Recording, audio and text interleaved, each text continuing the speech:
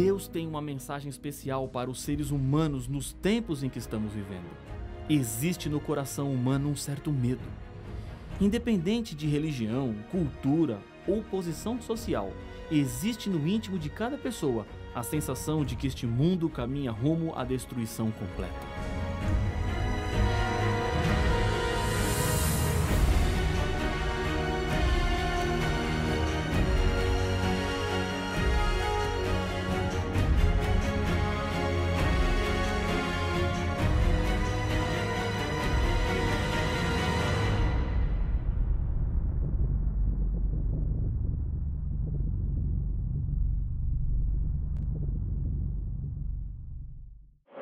Deus tem uma mensagem especial para os seres humanos nos tempos em que estamos vivendo. Existe no coração humano um certo medo. Independente de religião, cultura ou posição social, existe no íntimo de cada pessoa a sensação de que este mundo caminha rumo à destruição completa. A maior necessidade das pessoas hoje se resume numa palavra com 3 letras: paz. Compreendendo melhor as revelações de Deus, encontraremos esperança e segurança para viver. Por isso, precisamos estudar o livro do Apocalipse. E essa paz não é meramente externa, mas uma paz interna, do coração. Você pode ter procurado por essa paz muito tempo, mas não encontrou. Sabe por quê? Porque ela não estava lá. A verdadeira paz só encontramos em Deus. Quando Deus criou os seres humanos, deixou uma parte em cada coração que só pode ser preenchida pelo próprio Deus. Nenhum ser humano é feliz longe de Deus. Ele pensa que é, mas nunca será completo enquanto não entregar toda a sua vida ao Criador. Os temas desta série estão ficando cada vez mais fortes. As verdades estão mais contundentes, mexendo em coisas que um dia você acreditou, mas que agora percebe que na Bíblia o caminho que Deus deixou era exatamente outro. No estudo anterior, entendemos que o sábado é o selo de Deus para o seu povo. Antes dos 4 ventos destruidores soprarem sobre este mundo, é preciso que os servos de Deus sejam selados, ou seja, identificados. Quando os ventos se soltarem, o planeta será castigado com os juízos de Deus, o fim do mundo. Estamos em um tempo de oportunidades e importantes escolhas. E nesse estudo, mais uma decisão precisa ser tomada ou confirmada. Estou aprofundando um pouco mais o que vimos no tema anterior sobre o selo de Deus, para que não fique mais nenhuma dúvida. Centenas de versos da Bíblia ordenam a santificação do sábado. Não existe nenhum verso na Bíblia que diz: santifique o domingo. Se o verso não existe, como tantas pessoas fazem desse dia o dia de descanso, adoração e santificação? Uma das grandes profecias do Apocalipse trata da observância do domingo, mas não está dizendo que esse é o dia santo. Pelo contrário, reafirma a guarda do sábado. Existem 8 versos no Novo Testamento que mencionam o primeiro dia da semana. Na Bíblia, os dias não tinham nomes, exceto o sábado. Os outros eram contados como o primeiro, segundo e assim por diante. O 6º dia era também chamado de dia da preparação, pois antecedia o dia de sábado. São 8 versos que falam sobre o primeiro dia da semana. 6 deles estão nos Evangelhos, que contam a história de Jesus. Uma vez aparece em Atos e outra na carta de Paulo à igreja de Corinto. Analisando cada um dos versos que mencionam o domingo, podemos entender o que a Bíblia tem a dizer sobre ele e assim chegaremos a uma importante conclusão que eu tenho certeza que vai mudar a sua vida completamente. Ao lermos cada verso, uma pergunta será respondida. O texto diz que o domingo deve ser santificado no lugar do sábado? A resposta é sim ou não. O primeiro verso está em Mateus capítulo 28 e o verso 1. No findar do sábado, ao entrar o primeiro dia da semana, Maria Madalena e a outra Maria foram ver o sepulcro. No mesmo contexto da ressurreição, aparece em Marcos capítulo 16, versos 1 e 2, a referência ao primeiro dia da semana. Passado o sábado, Maria Madalena, Maria, mãe de Tiago e Salomé compraram aromas para irem embalsamá-lo. E muito cedo, no primeiro dia da semana, ao despontar do sol, foram ao túmulo. Contando a mesma história, Lucas apresenta o seguinte: Mas, no primeiro dia da semana, alta madrugada, foram elas ao túmulo, levando os aromas que haviam preparado. Lucas capítulo 24 e o verso 1. O texto diz que o domingo deve ser santificado no lugar do sábado? Não. Os 3 versos não dão nenhuma ideia de mudança. Estão apenas contando o que é que aconteceu quando o sábado acabou e o corpo de Jesus ainda não estava preparado para o sepultamento segundo o costume da época. As mulheres foram até a sepultura e fizeram isso no primeiro dia, pois o que fariam com o corpo de Jesus não era para ser feito no 7º dia, no sábado. O evangelista Lucas não foi discípulo de Jesus. Ele fez apenas uma pesquisa profunda para que as pessoas conhecessem de verdade quem era Jesus. E nesse estudo que fez, ele não encontrou nada dizendo que o domingo era o dia santo. No verso 9 de Marcos capítulo 16, mais uma vez aparece a expressão primeiro dia. Havendo ele ressuscitado de manhã, cedo no primeiro dia da semana, apareceu primeiro a Maria Madalena, da qual expelira 7 demônios. Pelo fato de ter Jesus ressuscitado no primeiro dia, isso não quer dizer que o domingo passou a ser o dia santo. Esse é um argumento que não tem nenhuma base bíblica. Nenhum texto pode ser usado para confirmar esse pensamento. Um idoso evangelista ficou conhecido pelo desafio que fazia ao seu auditório. Nas suas séries de estudo, ele oferecia $5.000 para quem lhe mostrasse um texto ou um estudo bíblico que provasse que o dia de guarda agora era o domingo. Depois de tantos anos ensinando a Bíblia, ele ainda não tinha pago $5.000 para ninguém, pois não há como provar a mudança. Em João, capítulo 20, verso 1, o evangelista confirma a mesma história da ressurreição. Acompanhe a leitura do texto. No primeiro dia da semana, Maria Madalena foi ao sepulcro de madrugada, sendo ainda escuro, e viu que a pedra estava revolvida. O texto diz que o domingo deve ser santificado no lugar do sábado? Não. Mais uma vez, citar o domingo não faz dele um dia santo. Contar o que aconteceu naquele dia não é uma ordem do Senhor de mudança e nem um mandamento novo. João, capítulo 20, verso 19, mais um texto fala sobre o primeiro dia da semana. Ao cair da tarde daquele dia, o primeiro da semana, trancadas as portas da casa onde estavam os discípulos, com medo dos judeus, veio Jesus, pôs-se no meio deles e disse-lhes: paz seja convosco. No verso 26, a Bíblia não cita o primeiro dia, mas o evento aconteceu neste dia. Tomé ainda não tinha visto Jesus. Passados 8 dias, estavam outra vez ali reunidos os discípulos, e Tomé com eles. Estando as portas trancadas, veio Jesus, pôs-se no meio deles e disse-lhes: paz seja convosco. O objetivo pelo qual os discípulos estavam reunidos não era religioso. Eles estavam trancados com medo dos judeus. Não estavam no primeiro dia comemorando a ressurreição, pois somente creram na ressurreição quando viram Jesus. A ressurreição é comemorada através de um símbolo e não de um dia. O batismo representa renascer para uma nova vida, assim como Jesus ressuscitou para uma nova vida. Os textos dizem que o domingo deve ser santificado no lugar do sábado? Não, definitivamente não. No livro de Atos, há mais uma referência ao primeiro dia. No primeiro dia da semana, estando nós reunidos com o fim de partir o pão, Paulo, que devia seguir viagem no dia imediato, exortava-os, prolongou o discurso até a meia-noite. A razão da reunião acontecer no primeiro dia é que no dia seguinte Paulo seguiria sua viagem. E mais uma coisa importante, não é o ato de reunir-se em um dia que o torna santo.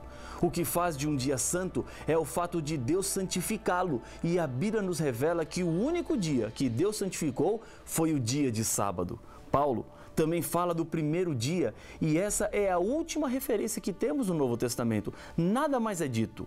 Mas será que agora encontraremos a base para a santidade do domingo no lugar do sábado? Acompanhe o que está escrito em 1 Coríntios, capítulo 16, e o verso 2.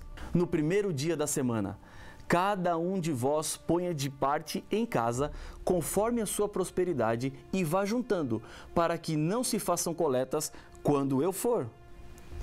O texto diz que o domingo deve ser santificado no lugar do sábado? Não, nenhum indício de mudança ou pedido de Deus para que o dia seja mudado.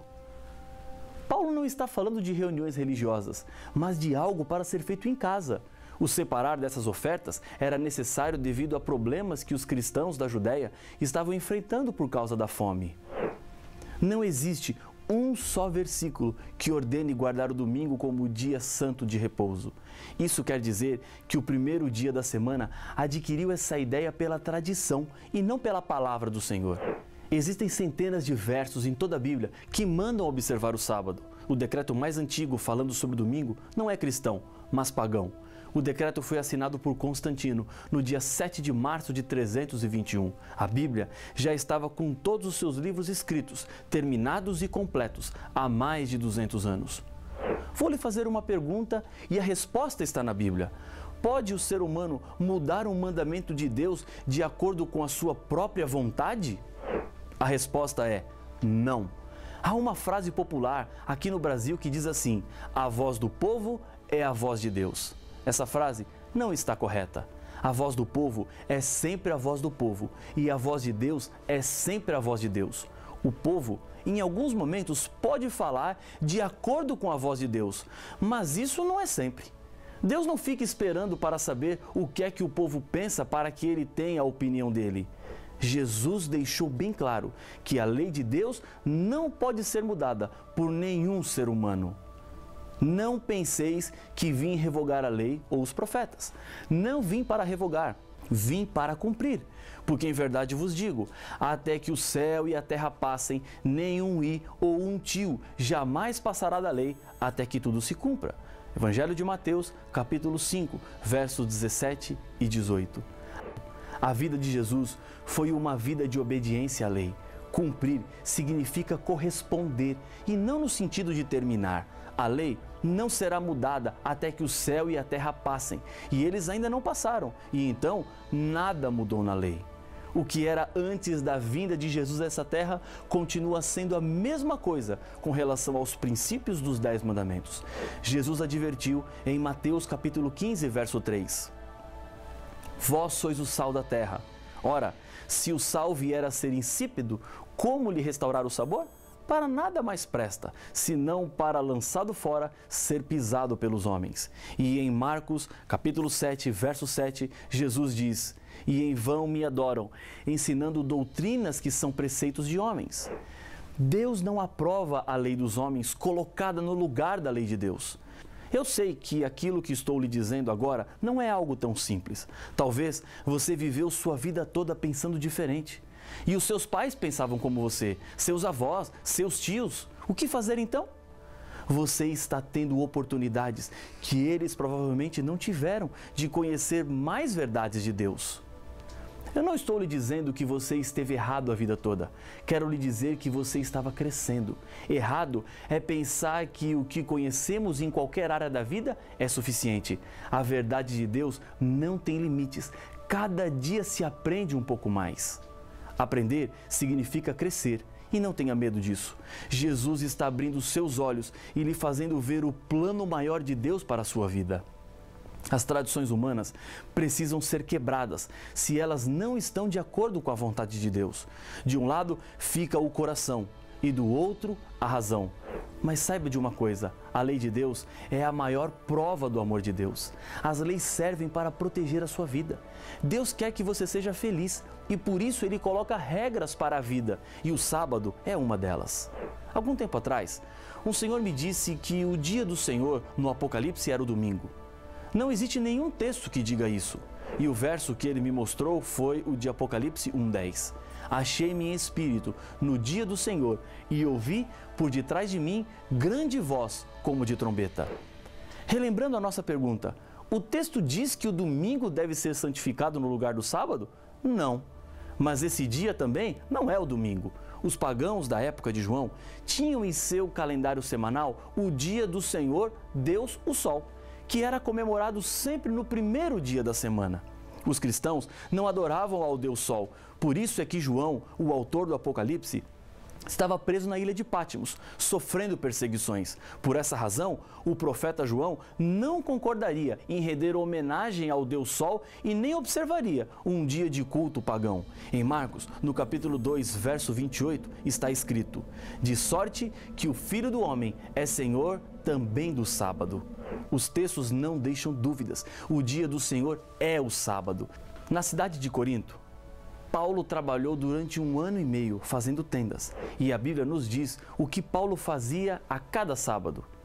E posto que eram do mesmo ofício, passou a morar com eles e ali trabalhava, pois a profissão deles era fazer tendas, e todos os sábados discorria na sinagoga, persuadindo tanto judeus como gregos. Atos capítulo 18, versos 3 e 4. Nos 78 sábados que Paulo esteve em Corinto, ele dedicou-se à religião. O fato de que os sábados ele pregava para os gregos demonstrava que ele não fazia para contentar aos judeus apenas, mas sim porque esse era o dia de repouso. O sábado foi estabelecido na criação do mundo. Deus criou tudo em 6 dias e no 7º dia Deus estabeleceu um tempo especial. E esse tempo perdurará por toda a história deste mundo e chegará até a vida perfeita e restaurada que um dia teremos com Jesus na eternidade. Isaías, capítulo 66, versos 22 e 23, apresentam o futuro. Acompanhe a leitura do texto. Porque, como os novos céus e a nova terra que hei de fazer estarão diante de mim, diz o Senhor, assim há de estar a vossa posteridade e o vosso nome. E será que de uma festa da lua nova a outra e de um sábado a outro virá toda a carne a adorar perante mim, diz o Senhor. O sábado será tão eterno quanto a eternidade. Na época da escravidão, um escravo chamado José estava sendo leiloado. Entre o grupo dos compradores havia um homem com um semblante muito bondoso que cobria as ofertas que os outros faziam pelo escravo. Cada vez que alguém aumentava, esse senhor aumentava a sua oferta. José começou a lhe dizer: não desperdice o seu dinheiro, eu não vou trabalhar. O homem não ligava para os comentários de José e continuava aumentando a sua oferta.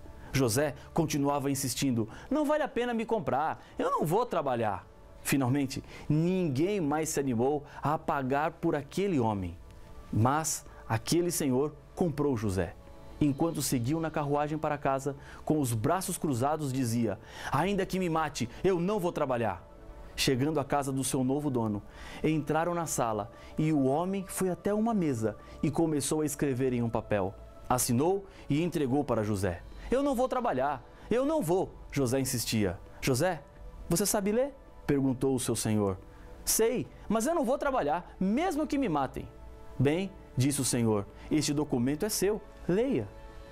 Com má vontade, José pegou o documento e começou a ler. Seu semblante se transformou. A emoção fez com que lágrimas rolassem pelo seu rosto. Aquele documento o transformava em um homem livre. O Senhor pagou tão caro por mim para me dar a liberdade? Sim, José, agora você é um homem livre. Mais comovido ainda, José disse: Senhor, então trabalharei como voluntário. Peça o que o Senhor quiser, que eu farei. Quando uma pessoa aceita Jesus em sua vida, descobre que ele foi liberto da culpa e da servidão do pecado e, pela graça de Deus, pode agora ter a vida eterna. Recebe das mãos de Deus uma carta de liberdade. O seu sentimento de gratidão o leva agora a dizer: Senhor, peça o que quiser, que eu farei. Jesus disse em João capítulo 14, verso 15, se me amais, guardareis os meus mandamentos. A história deste planeta está chegando ao fim. Não há mais tempo para dúvida. A voz de Deus é clara. A Bíblia está à disposição para ser estudada. Não deixe ser levado pela opinião de homens. Meu coração, nesse momento, bate mais forte. Deus está convidando você para mudar a sua vida e ser fiel. Lembre-se de uma coisa: o inimigo de Deus quer lhe prender no erro e no engano, mas Deus quer te fazer um vencedor. Decida nesse momento andar de acordo com a palavra de Deus. É a sua segurança, é a proteção, é a certeza da salvação. Se esse é o seu desejo, eu gostaria de convidá-lo a orar comigo.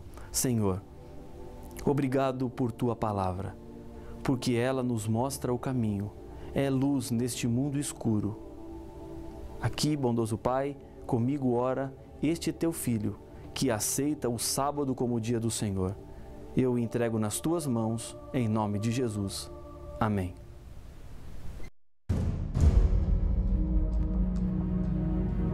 A experiência mais trágica que passamos nesta vida, sem dúvida, é a morte. Os anos se passam, a dor diminui, mas a falta nunca mais será preenchida. Outros defendem que existe a reencarnação do espírito em outra pessoa. Mas será que estas opiniões são baseadas na Bíblia? Haverá realmente vida após a morte? Para saber a resposta a estes enigmas, não perca o próximo episódio de Apocalipse, o Fim Revelado.